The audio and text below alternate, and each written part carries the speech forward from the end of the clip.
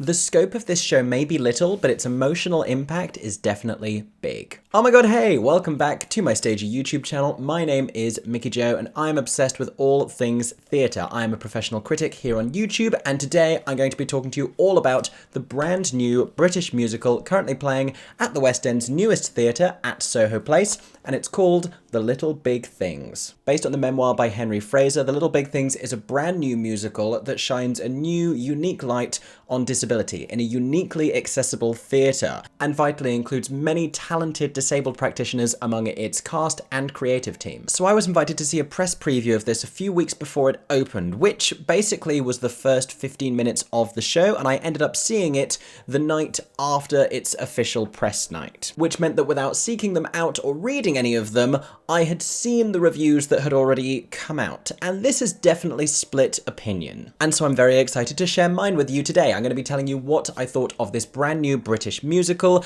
Does it live up to the hype and the exceptional word of mouth that it's currently enjoying? Are there a few things that still need to be resolved, and are they little things or big things? If you enjoyed today's video, make sure to subscribe to my theatre-themed YouTube channel. There are many more reviews, lots more theatre-themed videos. If you want to know what it's like going to see this show, and you want to see things like the full curtain call, and what kind of merch they're selling, what the prices are, what the theatre looks like, head over to Aaron James's YouTube channel, where he will shortly be sharing a vlog all about our trip to go see this show. But for now, let me tell you what I thought of it. Here is my full review of The Little Big Things.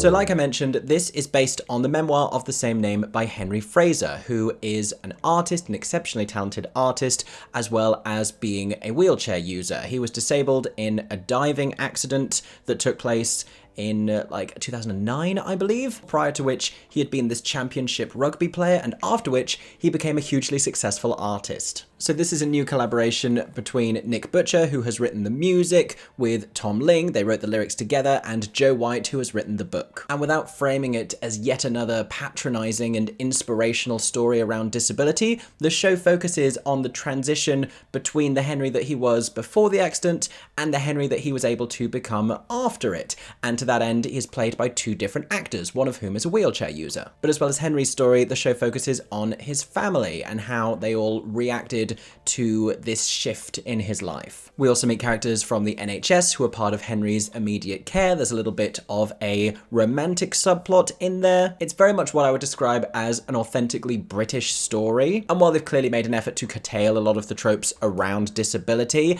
it is still a hugely uplifting narrative. If there's any similarity at all to the musical Dear Evan Hansen, that is going to come from the score. And I think it's just what you get when you look for something contemporary that's also uplifting. It has this kind of a similar Christian rock sort of a vibe to the song You Will Be Found. There's a couple of moments within the title song Little Big Things that are almost suspiciously similar to You Will Be Found. The rest of the score I don't think bears much of a resemblance to Dear Evan Hansen, but the two of them share a sensibility. But it is hugely affecting, it's powerfully emotional, and it tries to do a great many things. It is depicting this chapter of his life, but it doesn't want to focus on that in the most traditional sense. Essentially, when I saw that press preview and saw the first 15 minutes of the show, we learned about his life and his family, and it all led up to that moment of paralysis. And that was all that we got to see on that day. And I left that press preview thinking this is going to be a sensational, incredible, hugely hard-hitting and powerfully emotional 5-star show that could possibly win the Olivier next year for Best New Musical. And what surprised me about seeing the full show is after that point, it branches off in directions I didn't quite expect. A lot of which I think is part of this concerted effort to talk about disability from a different perspective, which I think is great and very important. It didn't quite provide the immediate emotional impact I was expecting. That was to come later on in the show. But a lot of what I thought this story was going to be, it didn't quite end up being. And that's how it went from being a predicted 5-star show to a 4-star show that I still really fell in love with. So let me tell you a little bit more about why I came to that star rating, what I thought of this production and its material.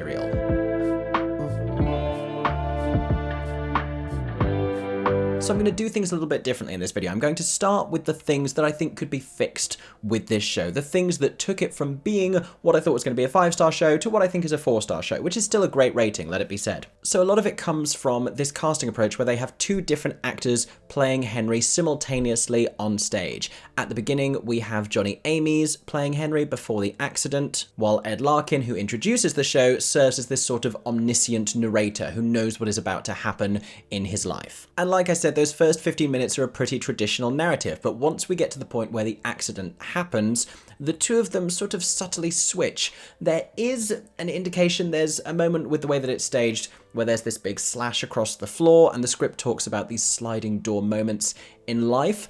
I think with the staging, I think Luke Shepherd, who is the director, could have brought a little bit more out of this moment where we go from Johnny being the one who is portraying Henry to have him pass the torch over to Ed without labouring the point, but I think there needs to be a clarity there. Because Ed plays Henry thereafter and Johnny Ames lingers on stage as this sort of uncomfortable memory of the life that he had before, who is coming to terms with the reality of what his life is going to look like subsequently. And any hesitation I had about that from the press preview, because I didn't like the idea of like this disabled character having an able-bodied version of themselves in their mind that wanted to escape. I thought that was a little bit reductive. The way that they play it and the way that it's scripted and the way that it's about him coming to terms with himself and sort of being able to push that version of himself once he's ready to one side, I think that's actually really beautiful. And it's also an experience I can't speak to. That's something that will either resonate with disabled audience members or it won't. I'd be very intrigued to hear about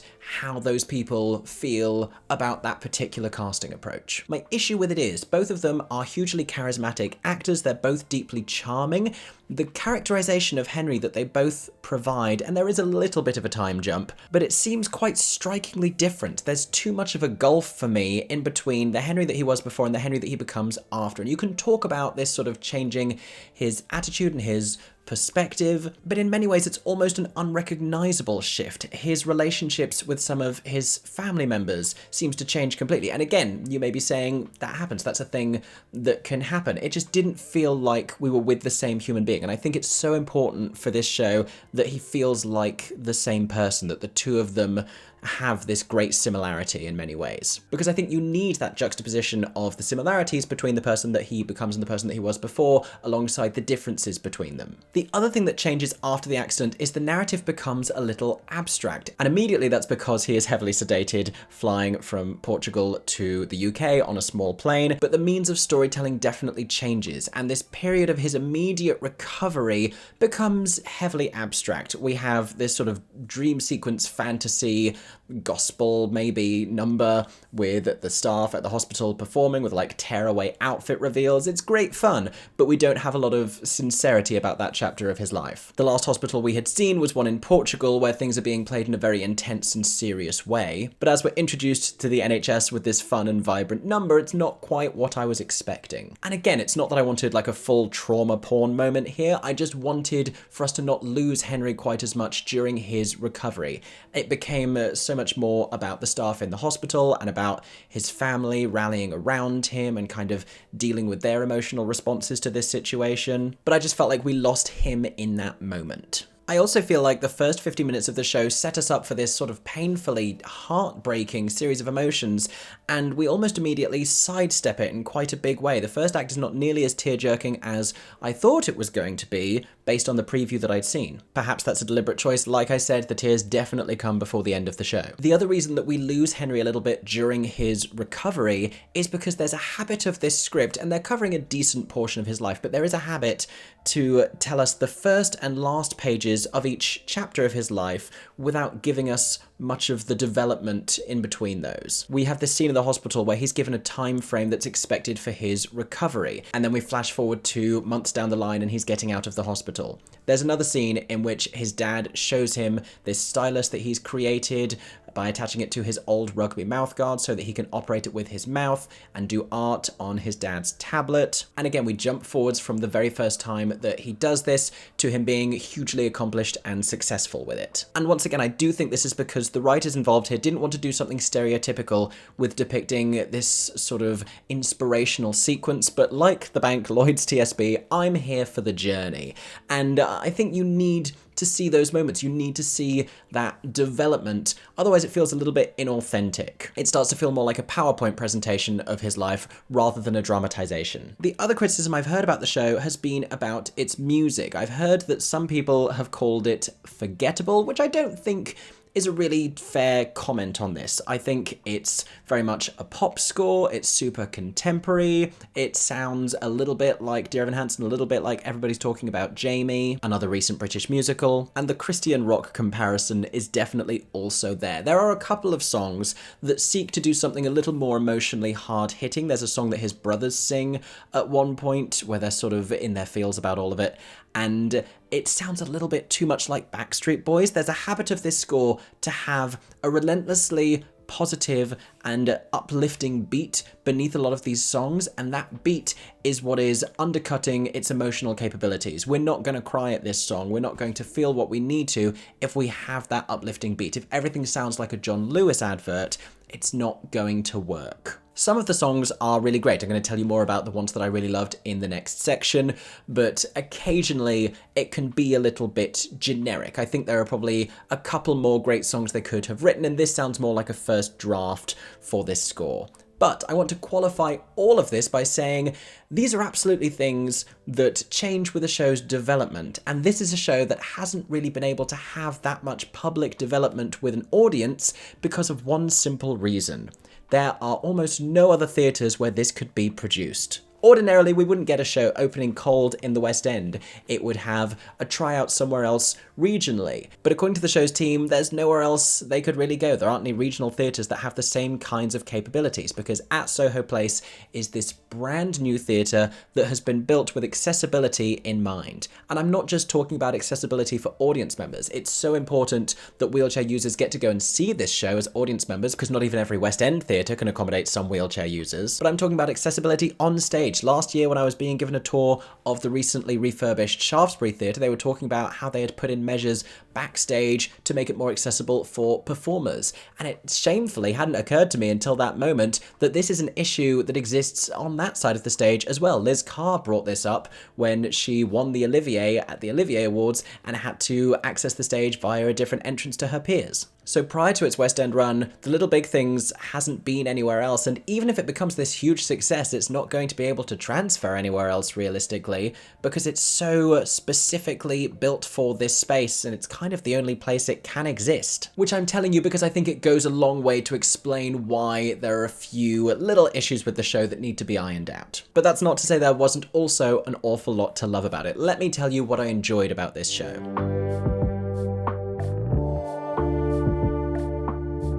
So like I said, this is still a 4-star review. It's a beautiful story. It's so heartwarming. It is uplifting. There are supporting characters, but the main focus here really is on this family unit, which is lovely. As well as both of his parents, we meet his 3 brothers in the show. We spend an awful lot of time with each other member of that family. That's why we can occasionally lose a little bit of the time we want to be spending with Henry as a character, but they all get very authentically developed. In particular, his relationship with his younger brother and how he's initially a little uncomfortable to interact with him in the wake of his accident and comes to be, you know, one of his biggest supports after that. It's really, really touching. I also told you I'd mention my favourite songs, so there's a handful. I think the song The Little Big Things is great. It's definitely an earworm. Anyone calling this forgettable isn't listening to it properly, honestly. There are just 2 moments that I think if they changed them or cut them, there wouldn't be any comparison to You Will Be Found from Dear Evan Hansen. But there's a part where they're like, whoa, and another moment where they're like, all is said, and when all is done, which is a little bit, all is new, all is new. Like, there's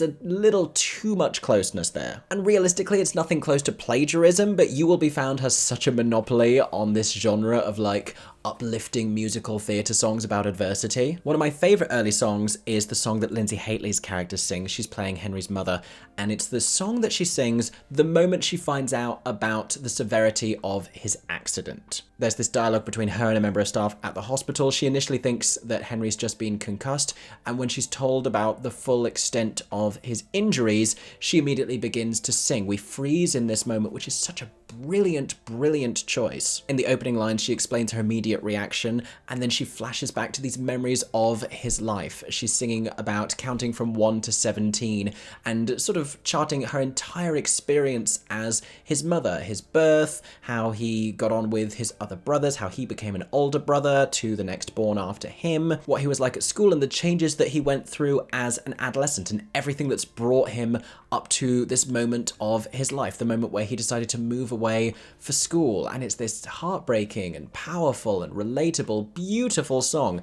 And the decision to put that moment in that scene, to have her immediately step away from the news that she's just been told and have her reflect on all of this in an instant, it lays this foundation about the unconditional love that she has for her son that's going to go on to become the driving force for her character. It's a show-stopping moment, very akin to a He's My Boy from Everybody's Talking About Jamie, for example, delivered powerfully by Lindsay Haitley. I just love it. Then later in the show, it's his father's turn. In the scene that I told you before, after he has created this device for Henry to use to do art using his mouth, Henry's not sure what it is that he should draw, and his father reminds him about the family's experiences and memories together on his dad's boat in Christchurch Harbour. And so he's singing this song, recalling those family times together, but it becomes about something much bigger than that. It becomes about what the family means to him and means to each other. And it's another brilliant example where the lyric is earning all of its emotional impact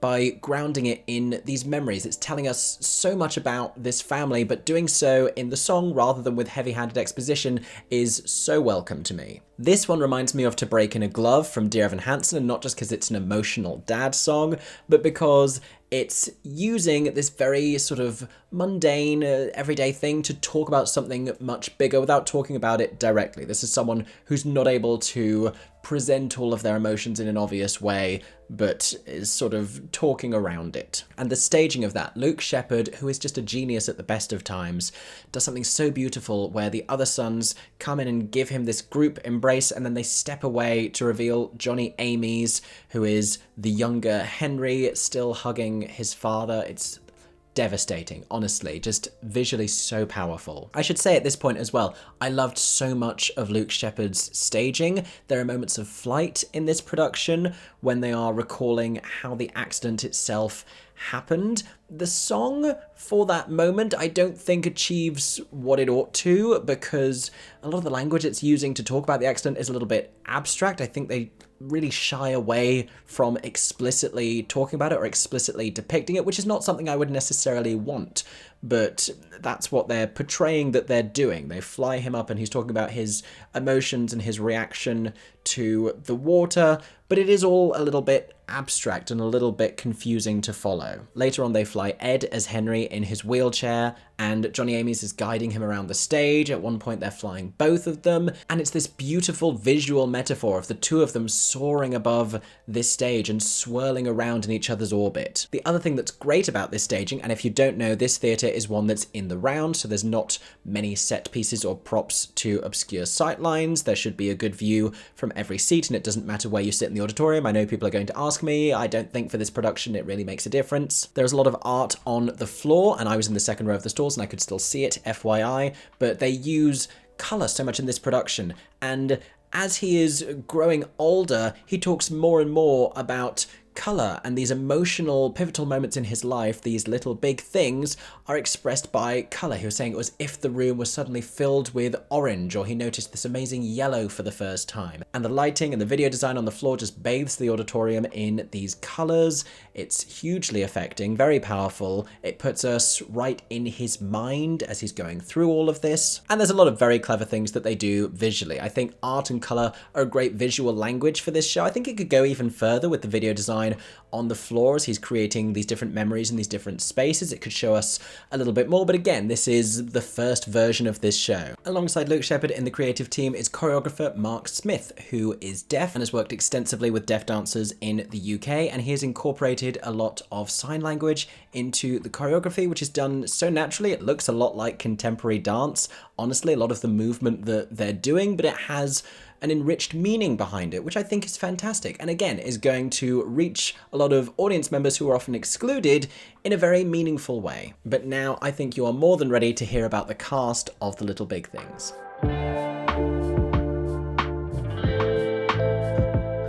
So I've already told you about Johnny and Ed, who play Henry Fraser. Each of them has, like I said, a different kind of a characterization. Johnny plays it discernibly younger, which makes sense, and he's more sort of self-deprecating and shy, but with this sort of simmering confidence that occasionally bubbles out of him in certain situations. He has this great rapport with his brothers, and Ed has this terrific sense of humor and these really meaningful connections with different members of the cast. They both have that sort of twinkle in the eye thing, and what I love so much about Ed's performance, especially during the early moments of the show and in a couple of flashbacks, is he's narrating what happens and he is circling around the stage and participating in it in a sort of a low-key way to the side. They'll be performing some choreography, or they'll be remembering the night that they spent in Portugal together, him and his brothers, and he'll be sort of fondly recalling it and clearly reminiscing about it and sort of subtly doing the choreography off to one side. Now, I've used the word uplifting a lot and I've talked about the joy of this show, but there are also moments of darkness that we approach, certainly as he's initially coming to terms with what has happened to him. And because the natures of their characters, Ed's Henry longs to investigate this further and talks really in depth about the detail of it and the extent to which he experienced these negative initial emotions, and Johnny's Henry kind of moves away from that and deliberately avoids addressing what has happened because he's rooted in the past, because he's still living in the past by definition. We also have a fantastic supporting cast around him playing other characters, and when I tell you I could make a full 30-minute video just talking about how fantastic Amy Trigg is in this show, she's incredible. Amy plays this NHS physiotherapist who is also a wheelchair user. Her husband Marco also works at the hospital, and they have this kind of sexually charged comic relationship. She's very no-nonsense and brutal and sassy and sarcastic, but also hugely comforting when she sees that she needs to be. We first meet her in this brilliant scene that she shares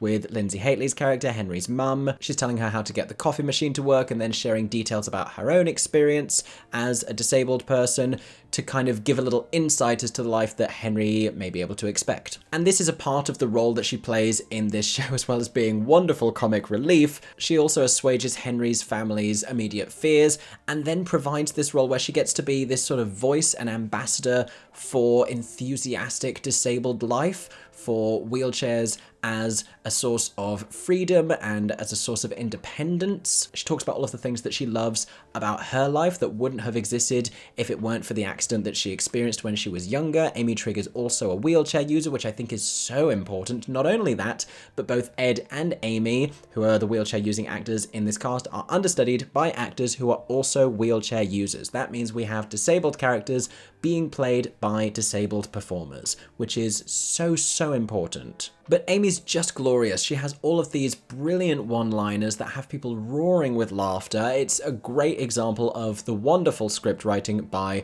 Joe White, particularly for her character. Worth seeing this show for her performance alone, and I sincerely hope that she gets recognised when awards season rolls around next year. What I love about the representation of disabilities within this casting is you have those characters, like I mentioned, who are disabled characters played by disabled actors. But you also have the character of Katie, who is this love interest of Henry's. She's played by Gracie McGonigal, who has a lower arm amputation that is entirely secondary to her character. It's not addressed. Here you have an able-bodied character being played by a disabled performer because there's nothing that stops that being able to happen. There's no reason that she shouldn't be able to play that character, and that I think is just as important as the first thing. Another of the brilliant supporting performances in this show comes from legend Lindsay Haley playing Fran Fraser, and this is such a great part for her. We see the warmth and enthusiasm that she has at the beginning. We see this heartbreak. She gives us this powerful solo performance. When Amy Trigg's character Agnes convinces them to all go to a Monopoly-themed club night, then we see all of this charm and this bubbling enthusiasm from her. She was initially reluctant, but then she goes along with it so giddily, and she's vivacious and flirtatious. Immediately afterwards, we go back to their family home, where we see all of the tension that they've been experiencing come to a head with these very blunt and bold and explosive explosive arguments. She's just fantastic, as is Alistair Harvey, who plays Henry's dad. And that scene that I've told you about multiple times that he shares with him, the song that comes out of that, where they're singing about the family boat and the breakdown that is portrayed in that number, just heartbreaking. He's done exceptional work. I should also mention Jordan Benjamin, Jamie Chatterton, and Cleve September, who play each of Henry's brothers. They do a great job, and it is just an abundantly charming cast telling a lovely, charming story. So those have been my thoughts about The Little Big Things at Soho Place. It's so important to support new musicals. It's important to support new venues because it's harder for them to get audiences in. If this sounds like something you would be interested in, and I do think that this has a tremendous appeal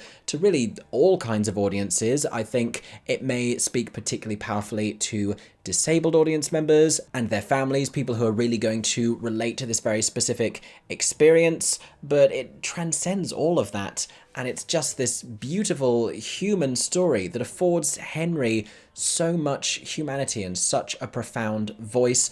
I would encourage everyone to go and see this show. Also because I still think it's going to get talked about a lot as we approach awards season next year. So if you want to know why I'm mentioning this show so much when I'm doing my predictions and when we're covering the Oliviers, you're going to want to see it now. You have been warned. You have been warned.